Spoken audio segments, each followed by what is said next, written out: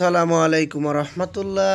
Welcome to Molla news TV. Molla news টিভির পক্ষ থেকে ভূমি মন্ত্রণালয় থেকে নামজারি আবেদনকারীদের জন্য একটি মহা সুখবর দেওয়া হয়েছে। 5 লক্ষ এর বেশি নামজারি আবেদন পেন্ডিং, সবচেয়ে বেশি ঢাকা বিভাগের। আর এই 5 লক্ষ বা তার বেশি নামজারি আবেদন যে পেন্ডিং রয়েছে, এই পেন্ডিং নামজারি আবেদন 13 মার্চের মধ্যে নিষ্পত্তি করতে বলা হয়েছে ভূমি মন্ত্রণালয় কর্তৃক। দেশের 8 বিভাগের 64 জেলায় 5 লাখের বেশি নামজারি আবেদন পেন্ডিং হয়ে পড়ে আছে। এর মধ্যে সবচেয়ে বেশি আবেদন পেন্ডিং হয়ে আছে ঢাকা বিভাগে। আগামী 13 মার্চের মধ্যে এসব আবেদন নিষ্পত্তি করতে বলা হয়েছে ভূমি মন্ত্রণালয়। ভূমি মন্ত্রণালয়ের সর্বশেষ হিসেব অনুযায়ী দেশের সর্বমোট 5,06,087 নামজারি আবেদন পেন্ডিং আছে। এর মধ্যে ঢাকা বিভাগের বিভিন্ন জেলায় পেন্ডিং পড়ে আছে 1,34,487টি আবেদন।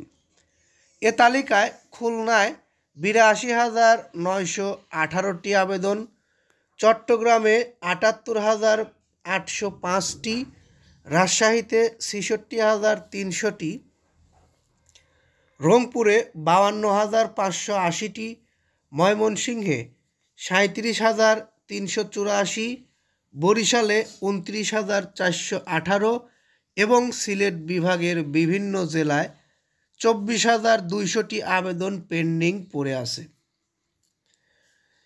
এদিকে বিষয়টি অবগত করে সম্প্রতি দেশের সকল সহকারী কমিশনার অর্থাৎ ভূমি কমিশনারকে চিঠি পাঠিয়েছেন ভূমি মন্ত্রণালয়। ক্রাশ প্রোগ্রামের মাধ্যমে এসব পেন্ডিং নামজারির আবেদন আগামী 13 মার্চের মধ্যে নিষ্পত্তি করতে বলা হয়েছে। চিঠিতে বলা হয়েছে, ভূমি মন্ত্রণালয় জনবান্ধব ভূমি সেবা দেওয়ার লক্ষ্যে বিভিন্নভাবে ইতিবাচক উদ্যোগ গ্রহণ করা হচ্ছে, নিরল স্বভাবে কাজ করে যাচ্ছে। নাগরিকদের নির্বিঘ্নে এবং আরও সহজে ভূমি সেবা প্রদানের জন্য অনলাইন সেবাগুলোয় 2 উন্নত ভার্সন গত 1 ডিসেম্বর থেকে চালু করা হয়েছে। আপডেটেড ভার্সনটি প্রচলন করার আগে অর্থাৎ 26 নভেম্বর 4,02,251টি নামজারি আবেদন পেন্ডিং ছিল। পেন্ডিংয়ের সংখ্যা বৃদ্ধি পেয়ে বর্তমানে 5,06,087টি আবেদন পেন্ডিং হয়েছে। এই পেন্ডিং আবেদনগুলো আগামী 13 মার্চের মধ্যে নির্দিষ্ট করে দেওয়া হয়েছে।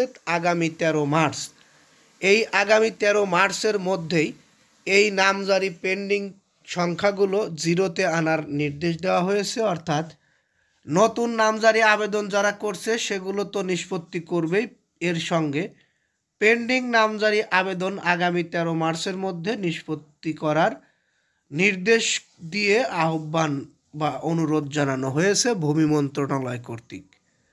এতক্ষণ ধৈর্য সহকারে যারা আমাদের নিউজটি দেখলেন, আশা করি বুঝতে পেরেছেন।